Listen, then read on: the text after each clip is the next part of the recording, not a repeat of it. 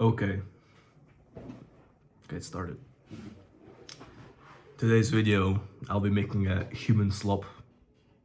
You heard of AI slop, but this time it'll be human slop, which means I will not be using any AI, no scripting, no nothing. I just start a video and try to talk to myself for like however long it's gonna take.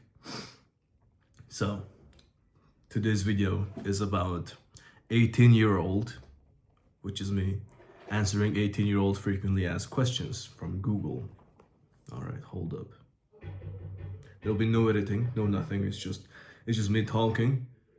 No cuts, no nothing. If someone walks in, then whatever, right? Okay.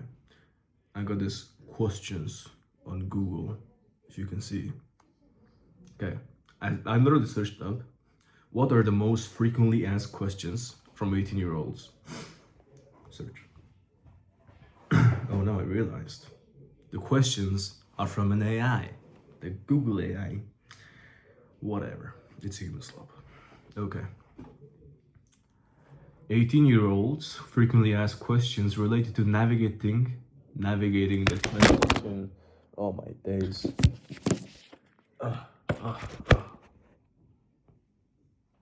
Okay. Transition to legal adulthood, including career and college decisions, personal finance and independence, and identity and relationship. So far, I cannot answer the career, college decisions, personal finance, no, can't. Independence, maybe, sure. But identity and relationships, I got this. Got this, guys. All right.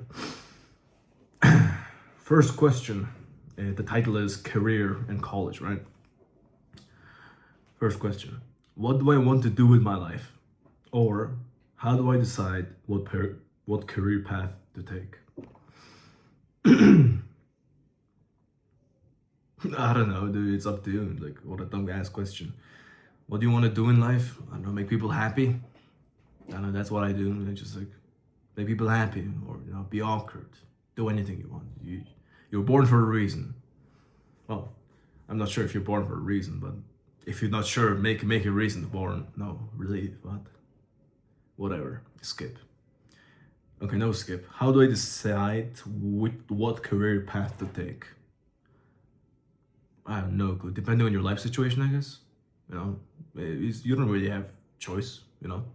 For example, my father was like, what? He got sick. He got Parkinson's. He's 78 years old, and my mother works in a factory alone, and I have a brother, and she cannot support 3 people at once with the factory salary, right?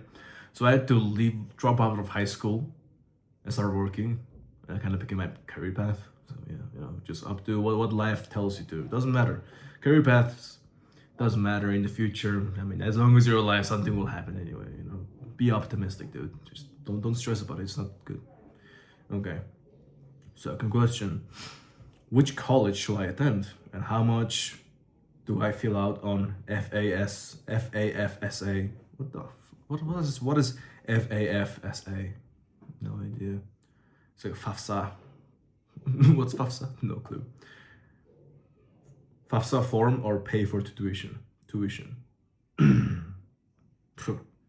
How should I know which college you should attend? Are you dumb? Like, you choose some kind of major or some kind of, skill to learn at high school. So go along with that. Simple, no? Yeah, whatever. Okay, third question. Where do you see yourself in 5 years? It's often asked by other interviewers. It's not from 18 years old. Okay, I'll just ask that for myself. Where do I see myself in 5 years? Well, I see myself in my home, with my wife, maybe. What? 5 years later, what I'll be? I'll be 23. I mean, it's good age to get a wife. Maybe have some kids. I have my own house. Makes a little bit more money. I don't know. Probably not dead. That'll be too soon to die, right? Okay. That's where I see myself in 5 years. Very good. I like it, So. Fourth question. What are some good interview questions to ask? What?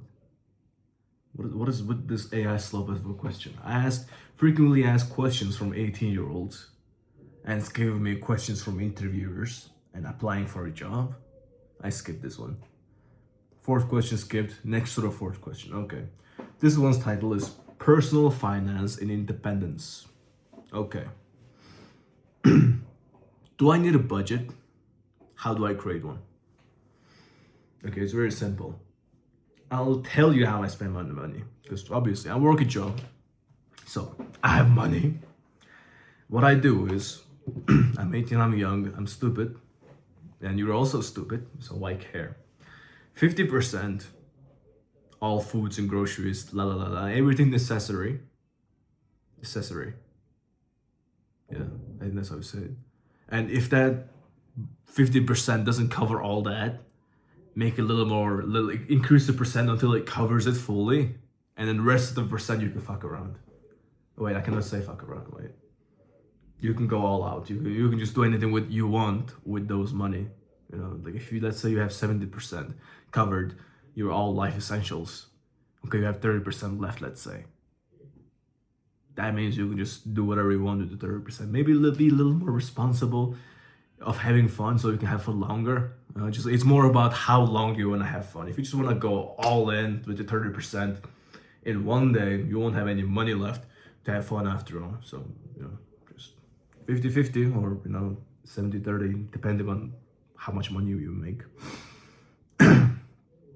Okay, how much money do I need to start investing? And what does investing mean? Wrong question to ask from me, you know. That's something I don't know. Okay, how much money do I need to start investing? Like, as long as you have money, as long as you have money. What is investing? You buy shares of a company. Let's say you have Pepsi, right? Okay, I have the dog brand. Let's say I have this dog's brand, right? And you really want to die. And this dog is getting popular. You know, everyone's buying it. So it'll be profitable for you if you see this like from the start. You know, this dog is gonna be rising. His sales gonna be high up. You buy it. You buy the share of a stock before this thing goes boom. You know, before it goes popular. And then after it's popular and when it's dying down, you can just sell it and you make some profit. That's how I understand it. Other way, no idea. Or the cryptos, the gamblings, you know, you can do that. How do credit cards work? And how can I start building credit score without going into debt?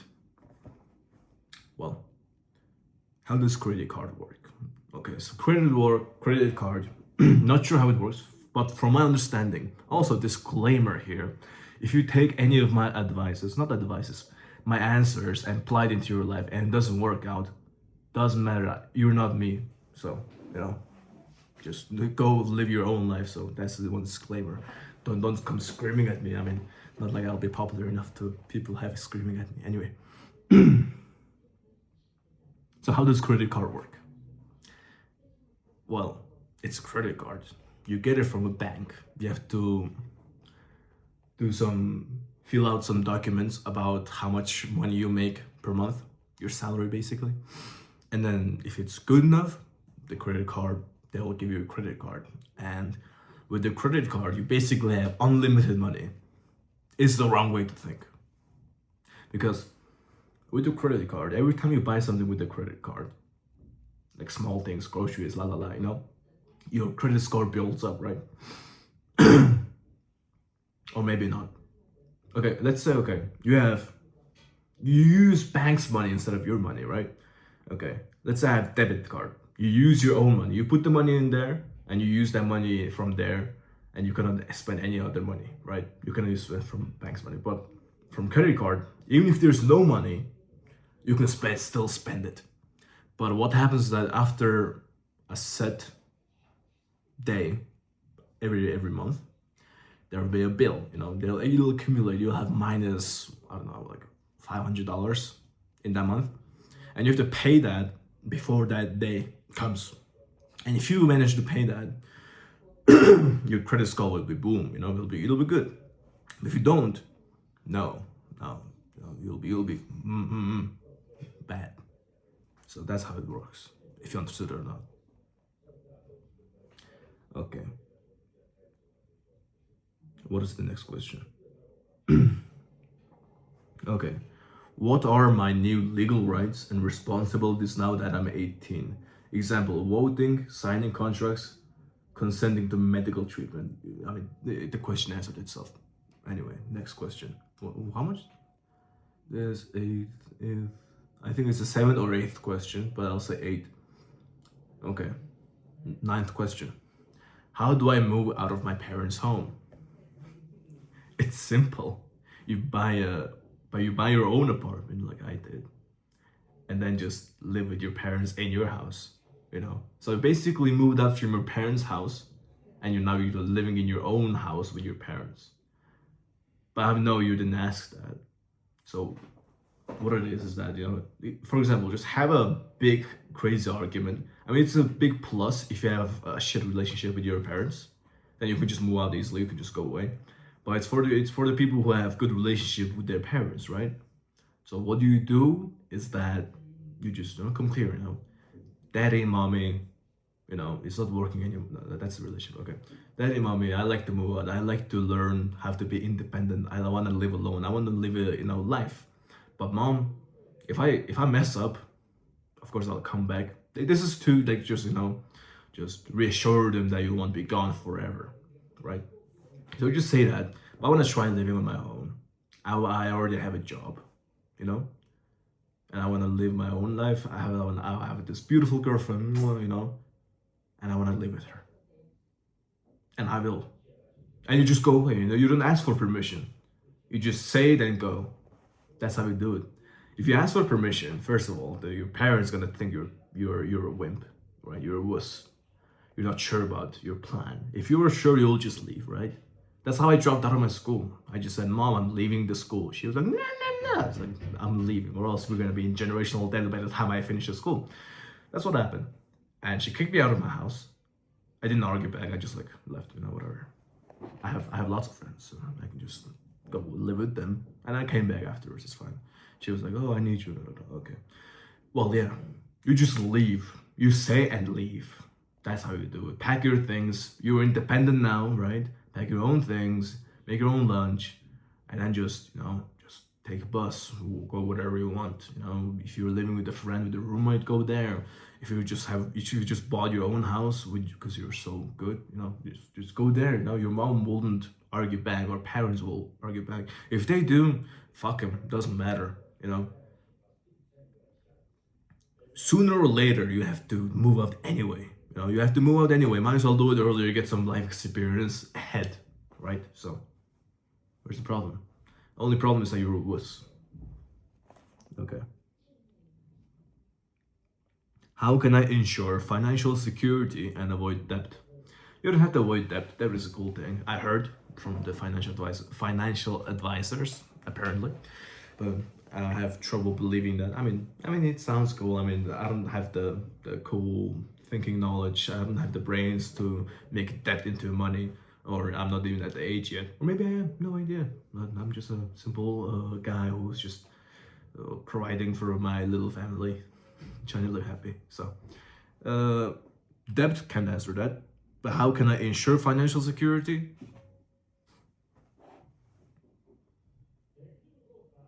Make more money. Just if you're in lack of money, make more money. Like that, like that how the girl says, like, if you're homeless, just buy a house. It's that simple. If your salary is not good enough. This is literally how I live my life. I worked a job, right? And the salary is low. I couldn't handle it. So I just took another job, right? So I have two jobs now. I don't go to school, whatever. Now I make more money, right? Make more money, more money, more money, more money. But let's say now my life has advanced. It needs more money now. So I just leave the lesser paying job and then just get a new job that pays a little higher and keeps juggling up and up and up. It's horrible just to stay in one place and wish for raise that'll never come. Even if it is, it's gonna be like just miserable money. You're gonna get fucked by the inflation anyway. But the biggest way to have ensure financial security, at least at our age, is to have a name for yourself, have a reputation in your own town, which how I get along with everyone, and have a reputation, of good reputation with everyone, and have a good work ethic. Don't slack off on the job, even if you don't have to do that job. You know, if you let's say okay, I'm a waitress at like one restaurant, not right now, but I was. And what I used to do is that I will do my job, and there's no customers here. I'll just voluntarily why start wiping the glasses, right? At my restaurant, it wasn't the necessary. I was just a bartender, right? No, it was like a really weird restaurant. I just had to serve food to customers. I didn't have to do anything else. It was like a newly opened restaurant, and the management was shit. So what happened is that I just started doing extra jobs and extra things. When there's no customers, I will start wiping the floor. I'll start cleaning the cupboards. I'll go into kitchen and help them cook, or wash their dishes. Also doing bartender and also be waiter, And when those things add up, all the bosses, the people who were managing the restaurant, they see those, and then people who are friends with the restaurant owner, of course they're rich, so they're looking at me and they're like, this kid, he works hard, he works awesome. So they gave me a nice business card. I take him at some kind of food storage, and I go there. I leave my job, it's fine. I'm like, sorry, there's nothing personal, boss. I have a better place to work in, and I can do anything. Literally, getting a job is so simple. If you have a reputation for yourself, that's what I'm saying. Because people will just want you. You don't have a degree. You don't need to have a degree. Like at the restaurant, it's like, oh, you have to be this like a fucking waiter's degree or something, like a hospitality thing. No, I don't need that. They just want me there, right?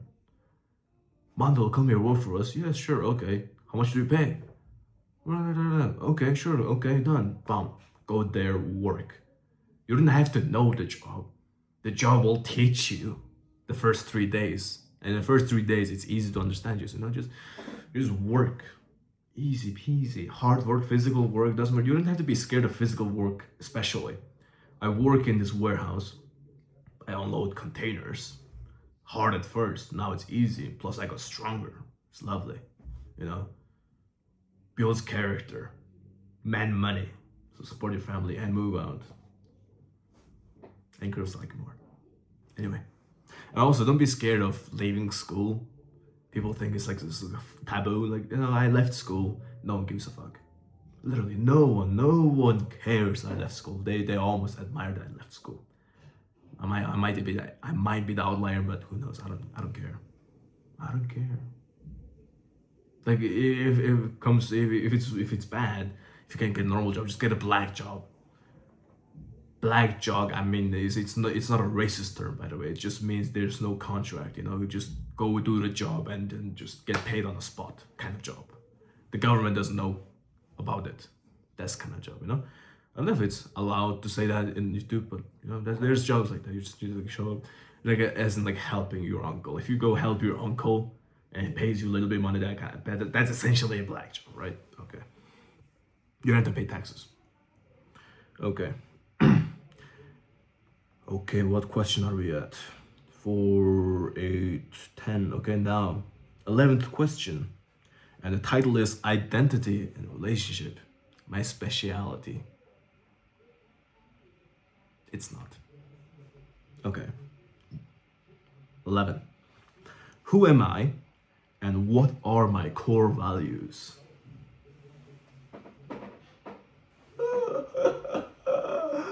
How am I supposed to know? If you don't know, I don't know. Well, you can think of it this way. I heard it from a video. Okay. Like the purpose is like onion layers, right? Okay, let's say, well, what can be an onion? Okay, this paper is onion, okay? Let me grab more papers. This is the core onion, right? This is the little things you peel off, okay? Now it's full unpeeled onion here, right? Unpeeled onion. Imagine, use your imagination. What is that? Is that whatever you want to do right now, like the one thing that keeps crossing your mind over and over and over, like you wanna, man, I wanna be an artist. Oh man, I wanna do this. I wanna be good at video games. Oh man, I wanna talk to this girl. Or like, oh man, I wanna make my mom happy. That those like recurring thoughts, one at a time, like keeps you awake at night. You know, those kind of things. The things that just keeps crossing your mind for no damn reason, right? That's your layer. That's your goal layer, right? So let's say you did that one thing that keeps crossing your mind. That's like one layer off, right? Okay. And the next thing, you do that, okay? The next layer is off. And you're left with the core value, you know, your core purpose kind of thing. I'm answering a completely different question, am I? The question said, what are my core values? I'm answering about purpose. Okay, I'll do purpose first. Okay, purpose. And then your purpose is this, right? Your core purpose. What even is? Oh, that is, it's blood. Anyway, okay. This is your core value. Oh, core purpose. And then after you peel off those layers, you're left with your core purpose. You know, just like never-ending purposes. You just keep finding new one over and over. There's never set one, you know, purpose in life. You just peel it off layer by layer, and like maybe you're like, I don't know, depending on how fast you do it, you will reach your core purpose. You know, it's like wishy-washy thinking about whatever. That's how I like to think. It makes me happy. And I don't mind dying right now of a heart attack. I wouldn't regret anything. And now I'll answer the who am I? Like, what are my core values? Your core values, my opinion, should be kindness. Like literally kindness. Kindness, short. What was I like that? Kindness should be your main priority. Because I'll tell you why. When you're kind to people, it's really easy to gain reputation in your town, as I said before. And it's really easy to make friends with people when you're kind. People will like you more, and it's easy to get a girlfriend. Your mother and parents will like you. You know, you might think you're kind and your people hate you. You're probably not kind, right? So whatever. But when I say kind, I don't mean being nice. There's difference there. When you're nice, you're like, I don't know. If you're talking to a girl and you're nice, you're a simp. If you're talking to a guy and you're nice, you're a submissive beta male. I don't know how you say it. What I mean is that the nice people will do everything, literally everything. People say they're like yes man, can't say no, right? Let's say I can ask him, yo, pull your pants down. He'll do it because he's nice. You know, he doesn't want to offend me. But if you're kind, you can do all those things in your own toleration, right? Let's say my friend asks for money. Sure, I'll give them. You know, I don't mind. I have money, they don't. They helped me a lot. Even if they didn't, he's my friend. I'll give it to them. If I don't have it, it's fine. I'll just say I don't have it, right? But if there's a opportunity to make other people happy and make their day, or help other people, individuals, then you should. If you have the, you know, the funds and access and the ability to do it, you should. If you can't, it's fine. You know, you just say you can't be. You be truthful. You don't have to say like, oh man, like, I'm rich, but like, I don't have money. That's stupid. You know, just say, oh man, I'm out of money. And you don't have to. You know, that's the thing about being kind. And then also, let's say I'm a kind person. Douchebag walks in. Hey Mando, pull your pants down. I'll say no. Are you? Why? Why, right? Why would you want me to put the pants on? Because I want to. I don't. And that's not what I do, right? Like, sure, if you ask me something else, I will have probably done it. But pull my pants down? Okay? That's the difference. If I was a nice dude, I'd be like, yeah, sure. You know? But because I'm kind, I'd be like, I'm able to say no. That's the difference. Nice people can say no, kind people can say no. Now, nice people can't say no. Kind people can say no. 6-7. Anyway. Okay. Am I surrounded by people who bring me life? Am I surrounded by people who bring me life or drag me down? What is this question? Okay, it's like the question of like you're the. Oh well, there's friend types. Me and my friend, my best friend, we have made this one term. It's called shell friends, right? It's a person you know. You don't dislike them. You don't like them. It's like neutral, but you know them. It's like a shell friend. It's like shell of a friend, right? That's a shell friend. And there's the anchor friends who's like anchoring you down constantly. Every time you do, let's say I make this stupid video, right? And then my friend comes out like, oh Mandu, you looked so retarded on that video. And everything you said didn't make sense, right? Or like they'll just like insult me for no reason. Or if I'm trying to achieve something great, let's say I'm trying to bag this cute girl, right? I'm like, oh no, you cannot do it. You suck. You're not handsome enough. You're ugly. Your voice is shit. Or like what could be? You know, you're fat. You're skinny. She's just out of your league, dude. That's an anchor friend. Doesn't let you try anything. You know, they're like, oh, just stay with me, play. I don't know, fucking do weed, smoke cigarettes. I smoke cigarettes, but oh man, I'm the anchor friend. It doesn't matter. Like do degenerate stuff. A dude that doesn't let you elevate yourself. You know, you're trying to do their thing, and if they're opposing to it, anchor friend. So now we have shell friend, anchor friend, and now there's one more friend. It's like a real friend, right? And that's a more understandable term. Is a real friend. What does a real friend do? You guys argue, but after you argue, you can just like, you know, stand up and shake hands, and then just be friends after all. And if you do something new, they'll be like, oh yeah, this is actually pretty cool. X, Y, Z you can fix, but I'm glad you have the courage to make those videos. That's my example. For you, oh man, I'm glad you went to the gym. I'm glad you're going to the gym. You're so cool, dude. That's so nice. Let's do it together. Actually, let's do it together, right? I'm supporting you fully on this, because you're my friend. I'm your friend, and also I'll improve myself for you. Because imagine, I was your friend, right? And I only supported you all the time. That will make me kind of weak. I don't have time for myself. It just becomes a nice dude, not a friend. What a real friend should do is that they help their friend and they help themselves. They improve themselves constantly.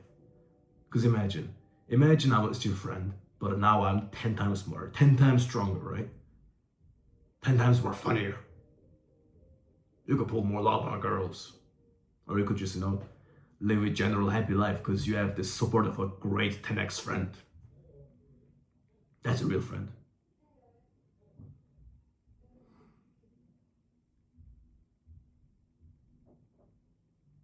So we have real friends, shell friends, and then anchor friends. And there's this weird type of people called nice dudes. We don't like nice dudes. They suck. Because who likes nice dudes, right? Nothing to girls. They have nothing to offer.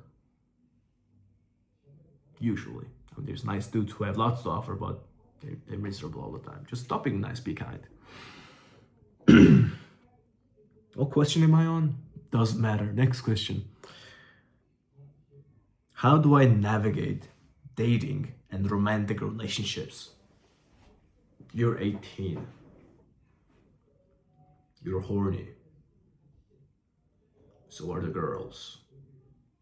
Well, not really.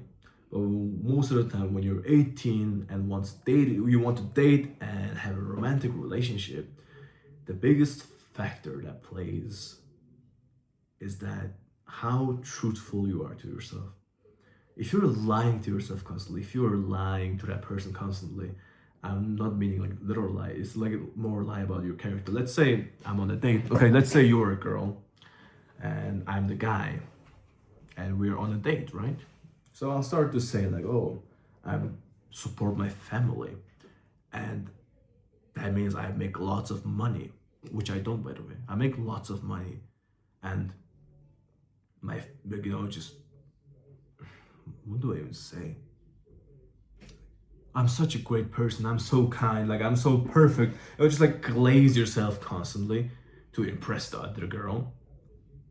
You know you're lying to yourself and her. And you try to be perfect all the time, right? You dress nice, you comb your hair, you, I don't know, use teeth whitener, be cute, dress nicely on the first few dates, right? And then you realize you're not really comfortable with the woman you're on a date with. Now, let's say I have this new nice suit on. I don't really usually wear suits. I'm wearing this because of this occasion. You could say it's being, polite to the other person. Yes, no, that's good. But you don't have to fake your own persona. You don't have to act like a perfect person. You can mess up. You can talk random stuff. You can say some. Okay, let's say I say you're man. I thought you were more ugly or something. You just mess up, like say offensive things to her. You don't have to be perfect. When you're trying to be perfect, you just become this stuck-up weird person. You cannot speak. You don't have to talk. You just become this like weird gremlin of a dude. You're just staying there and doing nothing, talking about nothing. You're just like looking at the girl awkwardly, and the girl's just like thinking, "What's wrong with this dude? Is he autistic? Like, what's wrong? I mean, he's handsome and all, but like, he has no personality. He cannot show me his real self because he's too afraid or something. You're showing weakness in a way. Just be yourself, talk, mess up, say the wrong things. It's way better than just being stuck up and trying to be perfect all the time. Because like you're not you, and and even if she starts falling in love with the act you're portraying to her, your act will eventually mess up because you will say some things. You'll start contradicting yourself. You cannot remember everything you said. You will start contradicting yourself. You'll get more comfortable. You get a little back to your old self, which is you look less nice. You talk more vulgar. Let's say you were perfect before, now you're vulgar. You cannot do anything. You're like just keep going back to your normal person, and then the person who loved the perfect you starts to fall out of love because she thinks you're just that degenerate dude. You just like going shit in life. So at the start, just don't act. Be yourself. Like, there's no problem. Like, it. You're on a date. She doesn't like you, the real you. What's the point of pursuing, right? So just leave her. Find the next fish.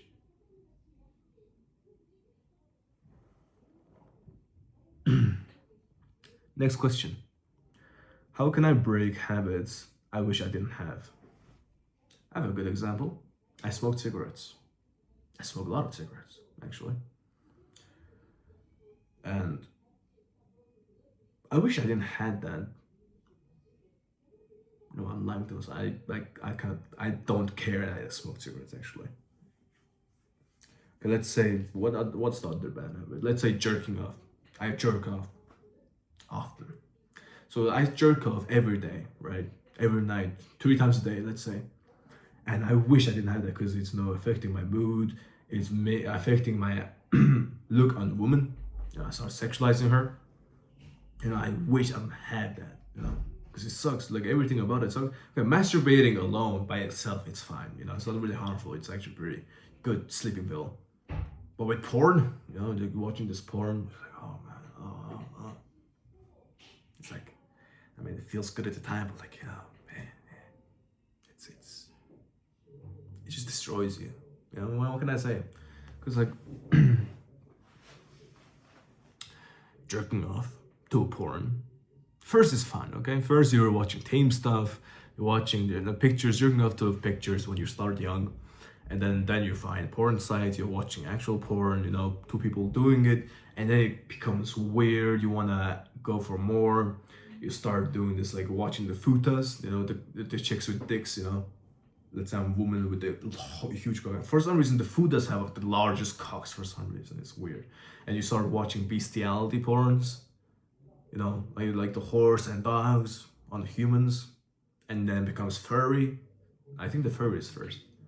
and then you start like, let's say you're a guy, you start watching like gay porns, like more like a femboy porns, because man, them femboys, like, they're really feminine, and they have dicks. And kind of attractive. Yeah, it's kind of attractive because you're desensitized to the normal porns. You want something more and more and more, right? And the boys with chicks, I mean, the feminine boys with dicks seems attractive because it's actually, you're attracted to the feminine side, but to little extra spice is the cock, right? But most males doesn't really interested into futas unless they're submissive and beta males, because futas is like a opposite of femboys, right? They're like women with like this super huge masculinity. That's cocks.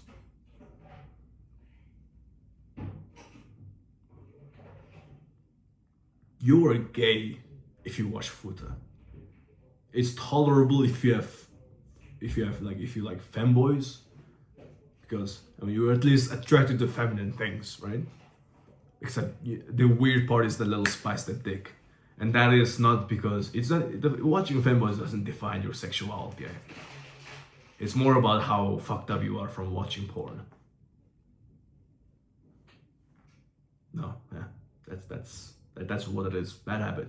And what's the okay? That's like an example of a bad habit, right? Now, how do we break it? How can I break habits that I wish I didn't have? So let's say you have porn addiction. What can you do to break it? And I probably haven't break an addiction. It's either you grow out of it. To break habit, you have to. Okay, the most common examples, right? You just grow out of it. You get bored of it, right? It's not. It's not like so interesting to you anymore. Second is like you get some kind of fucked up life because of it. You like just get miserable life because of, let's say I smoke, I get fucking lung cancer. That's the reason for me to stop. If you watch porn and then you become this like, I don't know, your dick doesn't work anymore, that's like the thing to quit porn, right? Like quitting because of some crisis. And the third way is educating yourself. If you actually learn about porn and what the bad habit will lead to, because most of the time people don't really know what the bad habit. They just know it's bad, but they don't know how bad. You know, it's like a lack of education there. So once you learn more, and if you're smart, you will quit, because if you know more, then you will quit, because there's like this million things that will happen to you because you do the XYZ, and it'll probably kill you. If you don't care about dying, it'll probably affect everyone around you in a negative way. So you'll probably quit, right? So that's the three ways I know. And the fourth way is like if you're like a monk or some shit, like you have like this like unwavering iron will. That could be one. Hold up.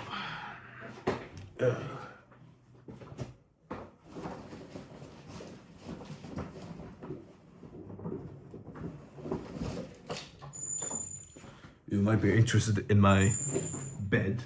It's pink. It's great. It's a pretty fine color.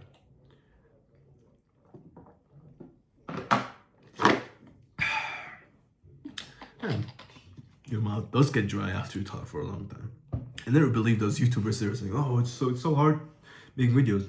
So far, it's not hard because I'm not doing anything. I'm just talking. But when you're talking, your mouth does get dry. That's one fact, by the way. Okay. Next question. Is it better to have one great skill or many skills? Easy. It's a very easy question. It's great to have many skills. People say like jack of all trades, master of none. They say that, but it's not even the full idea, I think. Okay, let me search that. Hold on.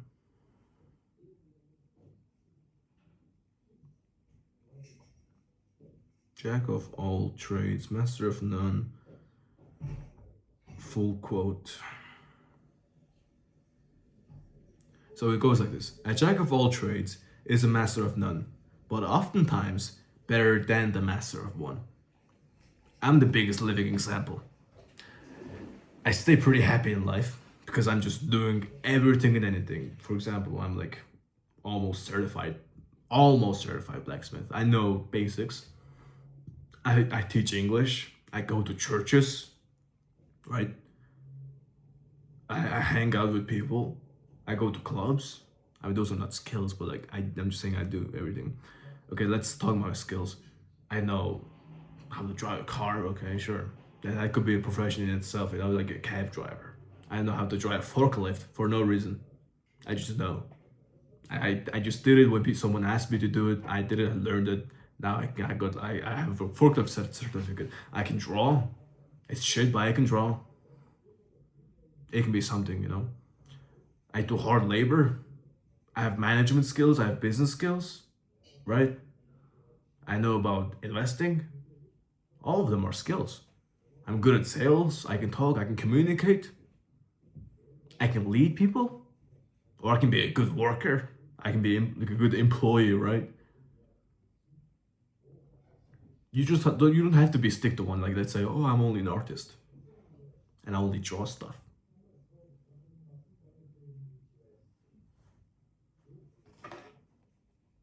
That's all I do. And I'm in my life is shit because I cannot get money.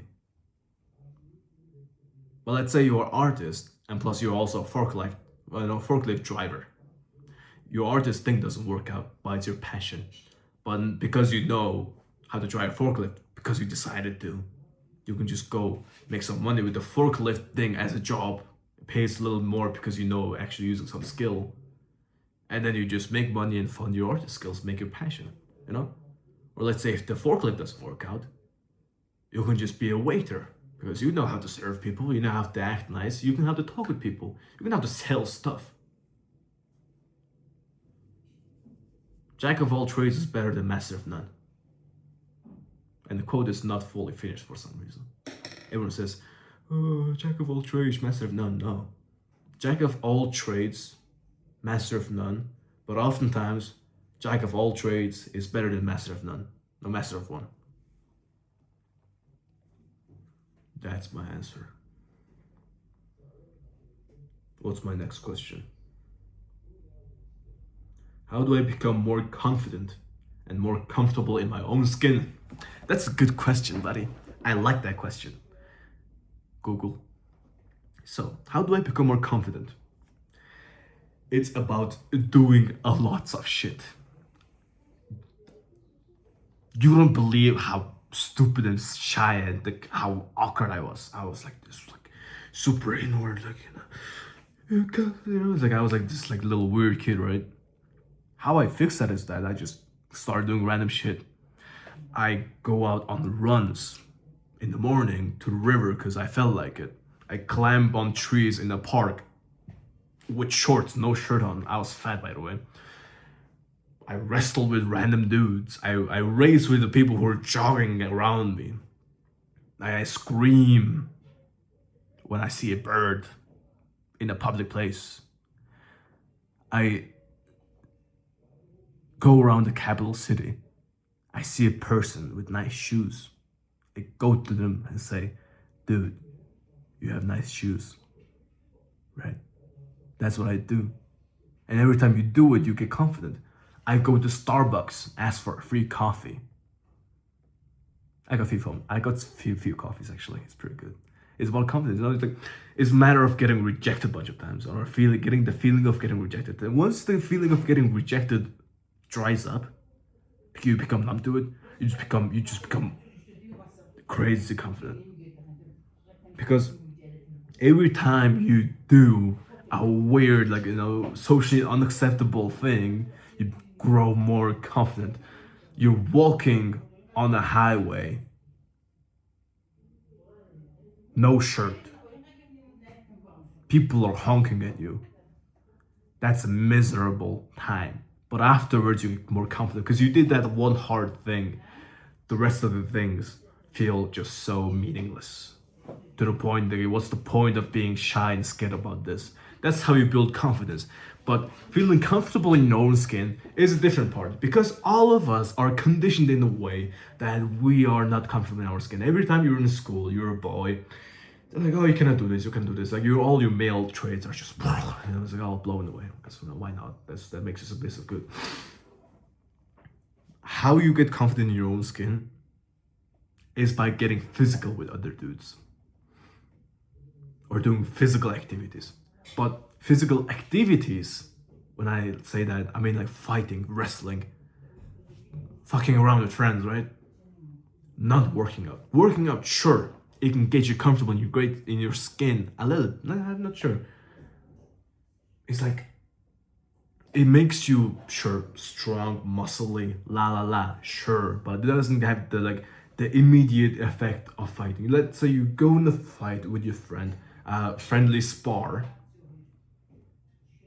for like 2 hours straight. You wrestle with a friend 2 hours straight. You have to focus every single attention on how your body moves so you don't fucking get choked out. And afterwards you just feel so enlightened.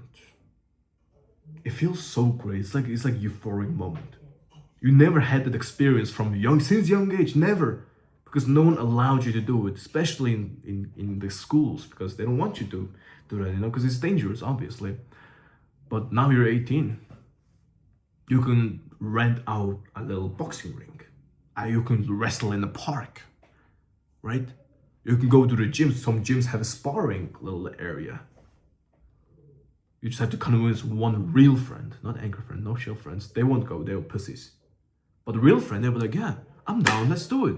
It's fun, it sounds fun, it's a new thing, let's do it. And both of you just come out like, oh. And even if you're fat, even if you're skinny, after you do that, you'll be comfortable in your skin, I'm confident. When I look at this, it doesn't look like I'm looking at this, so I have to look at there. Okay, so that's where I have to look at there, okay. That's how you do it, confident in your own skin, and then just having confidence in general. And if you're asking about confidence in talking with women, girls, ladies, whatever you want to call them, you just hit up every single girl. You have a female friend, ask their female friends, and if it doesn't work out, it's like, oh, I was just kidding, just fuck around. If it goes well, just might as well date. It's a good experience for your future life. Don't be like sad about like, oh man, I have to save my virginity, my first kiss, my first everything to a girl. I mean, it doesn't really work these days anymore. I mean, if it was maybe in the 90s, sure, might work. Your first love, first wife. Nowadays, not sure. Just get more experience. The girls kind of want a guy with experience. They're like, I want the first, virgin boy who was like pure and all. But what they mean is that they just want this perfect person who's virgin, who never had any girl. They want to be the first of this perfect person. They expect you to understand them and feel like connected to them, take care of them, do all that while having no experience with girls. That's impossible because you're a dumbass. I'm a dumbass. And to not be a dumbass to a girl, you have to experience talking and living and just being with girls. If you don't, the wife you're waiting for she won't even look at you because you're just that awkward. And that's stupid. Sorry for hurting your feelings. I mean, I don't know if you're hurt or not. But yeah, I think that's how it works. And don't take it seriously because I'm just an 18-year-old dude. Anyway, what do I take? Okay, next question is, what do I take for granted in my life? Well, basically everything. You're 18, of course, like your mother, your parents, the house you're living in, the drink, the water you're drinking, the job you have. Having a job is a privilege. Having a life is a privilege. You just basically take everything for granted, especially our age people, the Gen Zs, the GGs, the GGs. So, just be more grateful. But I'm not attacking on Gen Z. We're just young right now. Every single young people at this age, every generation was like that anyway. It's just that we have to learn it now. So, Stop taking everything for granted. You have a nice girlfriend for 3 years. You take her for granted. You think that she'll never leave you. You start acting like a dumbass, bitch ass. Then she leaves you and then you become sad. That's you you taking her for granted. So yeah. Well, my questions are done. And there's someone trying to go.